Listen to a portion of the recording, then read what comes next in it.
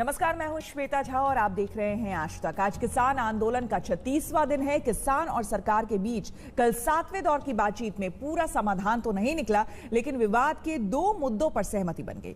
अब पूरा समाधान के लिए 4 जनवरी को 8वें दौर की बैठक तय मानी गई है। किसानों को भी उम्मीद बंधी है।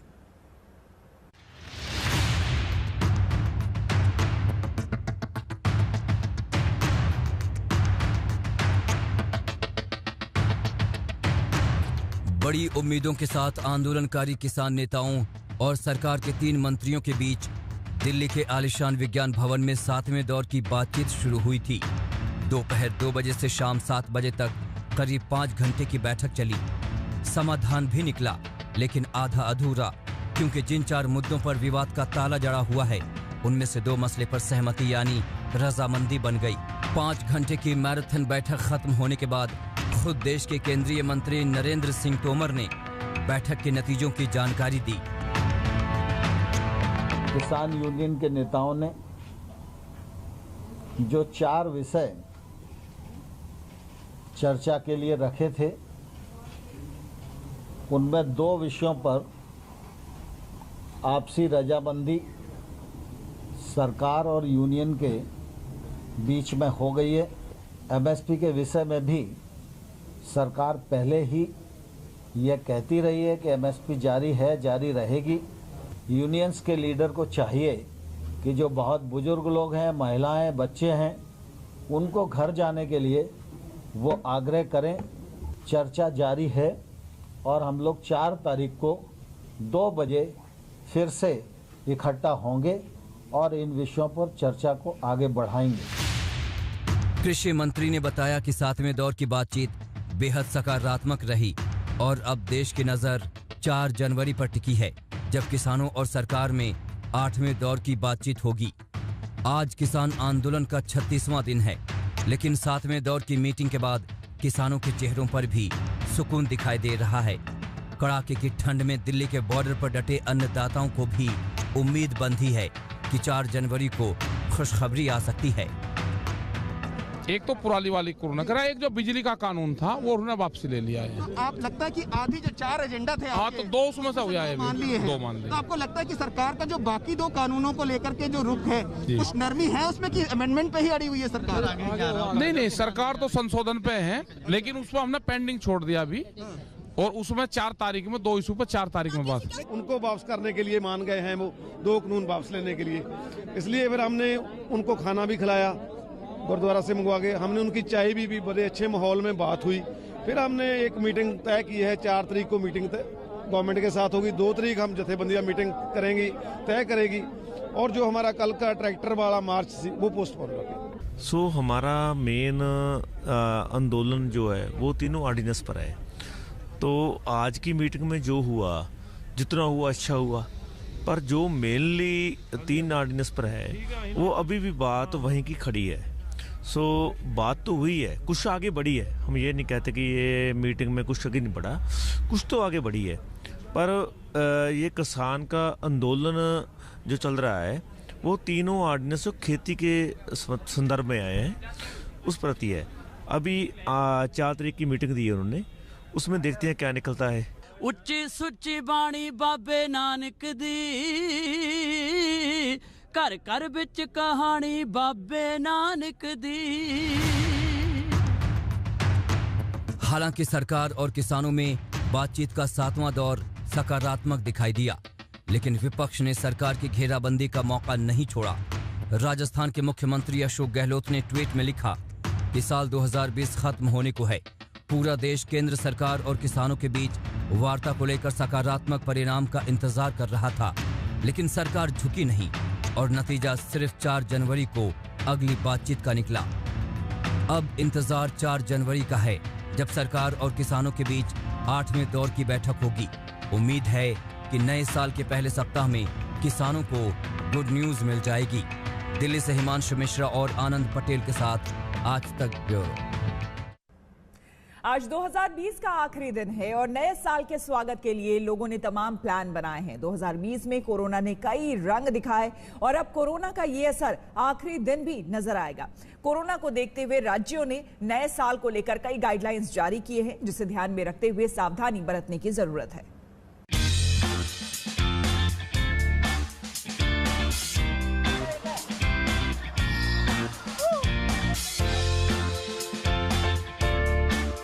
न्यू ईयर यानी जश्न का मौका, लेकिन जिस कोरोना ने पूरे साल आपको कई पाबंदियों में कैद रखा, उस कोरोना का असर साल के आखिरी दिन और अगले साल के पहले दिन भी देखने को मिलेगा।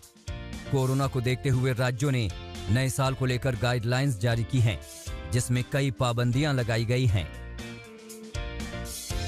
दिल्ली के होटल, पब, रेस्टोरेंट सिर्फ 50% क्षमता के साथ खुल सकेंगे और स्पेशल इवेंट्स की इजाजत नहीं होगी। दिल्ली में शराब पीकर गाड़ी चलाने का संदेह होने पर एल्कोमीटर का इस्तेमाल नहीं होगा, बल्कि संदिग्ध लोगों का मेडिकल टेस्ट होगा। दिल्ली के कनॉट प्लेस में रात 8 बजे के बाद एंट्री नहीं मिलेगी। पुलिस ने ज्यादा भीड़ लगाने वाली जगहों पर स्पेशल टीम तैनात करने का फैसला लिया है। सोशल डिस्टेंसिंग का पालन कराने वाली पुलिस की अलग टीम होगी। दिल्ली मेट्रो में रात 9 बजे से राजीव चौक स्टेशन से निकासी बंद होगी, हालांकि स्टेशन से एंट्री की इजाजत होगी। मेट्रो के कनॉट प्लेस स्टेशन पर भीड़ बढ़ी तो वहां मेट्रो सर्विस रोकी जा सकती है। सरकार की गाइडलाइंस के हिसाब से पब मालिकों ने भी तैयारी कर ली है, हालांकि इस बार पाबंदियों का असर जेब पर भी पड़ेगा। क्योंकि गाइडलाइन ये है कि जितनी संख्या है उससे सिर्फ आधे लोग ही एक बार में पब के अंदर मौजूद हो सकते हैं। तो हम आपको दिखाते हैं, पब देखिए अभी फिलहाल खाली है। इस पब में 200 लोगों की कैपेसिटी है, लेकिन चूंकि गाइडलाइन है कि 100 से ज़्यादा लोग नहीं हो सकते हैं, ऐसे में अभी जो हमारी बात हुई है पब ओनर से, उनका कहना है कि मुश्किल से आज 29 लोगों ने अभी तक बुकिंग कराई है।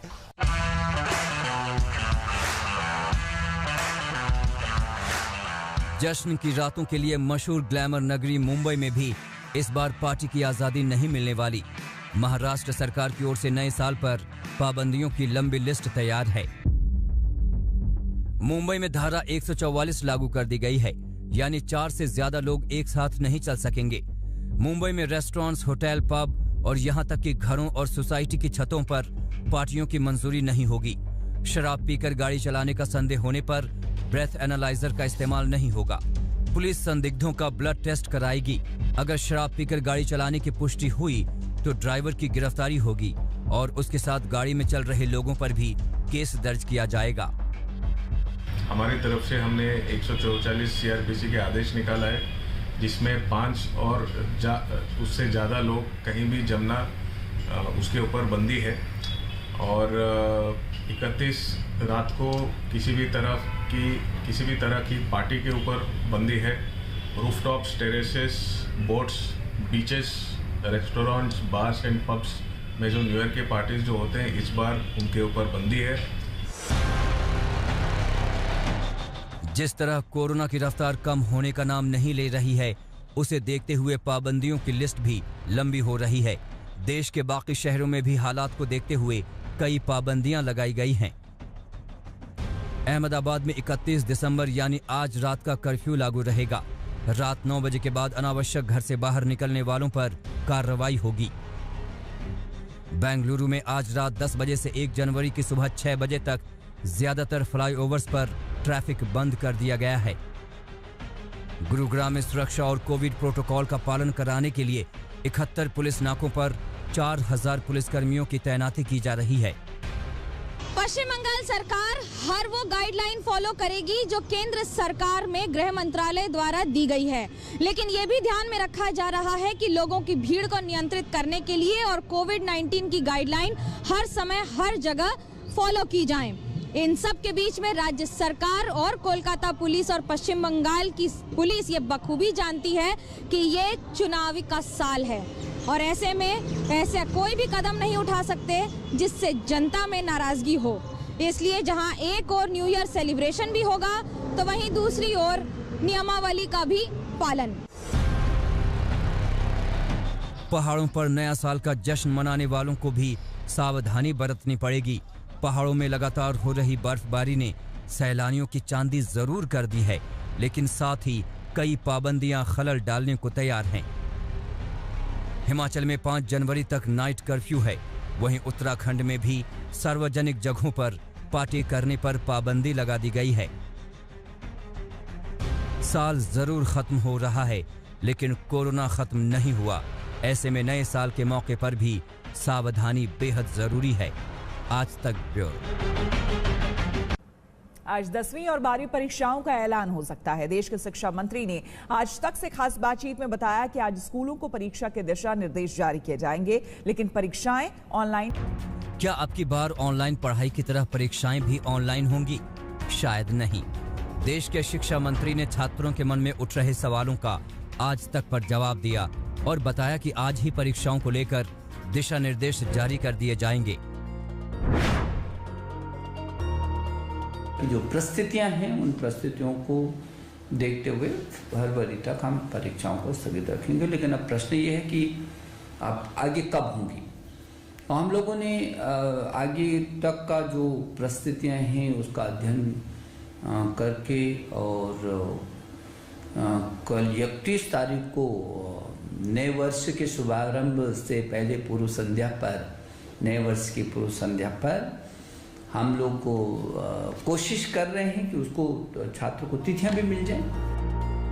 अगर 10वीं और 12वीं की परीक्षा ऑफलाइन होगी, छात्रों को परीक्षा केंद्रों पर ही जाना होगा, तो क्या इसके लिए मंत्रालय की ओर से पूरी तैयारी है? लेकिन हम पूरी तैयारी में हैं और बच्चे की पढ़ाई और उसके बाद उसकी परीक्षा की तैयारी, और तैयारी में जब वो बैठेगा तो कैसे सुरक्षित वो अपनी परीक्षा देगा, इसकी तैयारी पूरे देश के अंदर पूरी ताकत के साथ होती है, हो रही है। अगर परीक्षा देने के लिए छात्रों को सेंटर पर जाने की जरूरत होगी, तो क्या परीक्षा के दौरान मास्क पहनना जरूरी होगा? सुरक्षा की दृष्टि से अपने दूरियां भी बना करके रखेंगे और मास्क भी पहनेंगे तो इस सुरक्षा की दृष्टि से बहुत ही जरूरी होगा। सुरक्षा आपके अपने हाथ पर है और जिन लोगों ने उन नियमों का पालन किया वो आज भी सुरक्षित हैं। लाखों बच्चों ने परीक्षाएं दी हैं, लेकिन कोई घटना नहीं हुई और अच्छे तरीके से परीक्षाएं हुई। महामारी के वक्त स्कूलों ने ऑनलाइन पढ़ाई करवाई, तो क्या छात्र अब बोर्ड परीक्षा के लिए तैयार हैं? हमने इस सवाल का जवाब भी देश के शिक्षा मंत्री से जानने की कोशिश की। सीबीएसई ने 30% अपने पाठ्यक्रम को कम किया है ताकि बच्चे पर ज्यादा दबाव न बने। उसी के अनुरूप भविष्य में जो प्रश्न पत्र भी होंगे उसी के अनुरूप बनेंगे भी, तो उसमें चिंता करने की जरूरत नहीं है। समय समय पर हम शैक्षणिक कैलेंडर भी जारी कर रहे हैं, करते भी हैं। जब 10वीं और 12वीं की परीक्षा स्कूलों में लेने की तैयारी है, तो आज तक ने शिक्षा मंत्री से ये भी जानने की कोशिश की कि शैक्षणिक संस्थान कब खुलेंगे। तो मुझे लगता है कि जैसे ही स्थिति सामान्य होगी, जहाँ जहाँ हो रही है वहाँ वो स्कूल क्रमबद्ध खुलते चले जाएंगे और हम समय समय पर इन परिस्थितियों को देखते हुए निर्णय भी लेते रहेंगे। 10वीं और 12वीं के छात्रों के लिए ये वक्त काफी चुनौती वाला है। पूरे साल घर में बैठकर ऑनलाइन पढ़ाई करनी पड़ी और अब कोरोना के खौफ के बीच सेंटर पर जाकर परीक्षा देनी होगी। इन चुनौतियों से पार पाना ही छात्रों की सबसे बड़ी परीक्षा होगी। मंजीत नेगी, दिल्ली आज तक। विश्वास के आधार पर प्यार पनपता है, लेकिन यूपी में लव और लव जिहाद कानून के बीच अविश्वास की सियासत पनप रही है। लव जिहाद कानून बने 1 महीने हो चुके हैं। अब 100 से ज्यादा पूर्व अफसरों ने चिट्ठी लिखकर इस कानून को मुस्लिमों को परेशान करने वाली साजिश बताया है। चोरी छिपे, नाम छुपा करके, स्वरूप छुपा करके जो लोग बहन बेटियों की इज्जत के साथ खिलवाड़ करते हैं, उनको पहले से मेरी चेतावनी, अगर वे सुधरे नहीं तो राम नाम सत्य है कि यात्रा अब निकलने वाली है। कोई अडल्ट है तो उसको राइट है अपनी जिंदगी गुजारने का।